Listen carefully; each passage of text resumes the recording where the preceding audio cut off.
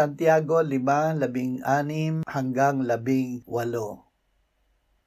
Kaya't ipahayag ninyo sa isa't isa ang inyong mga kasalanan at ipanalangin ninyo ang isa't isa upang kayo'y gumaling. Ang panalangin ng taong matuwid ay makapangyarihan at mabisa. Si Elias ay isang taong may likas na gaya rin ng sa atin, at siya'y taimtim na nanalangin upang huwag umulan, at hindi umulan sa lupa sa loob ng 3 taon at 6 na buwan.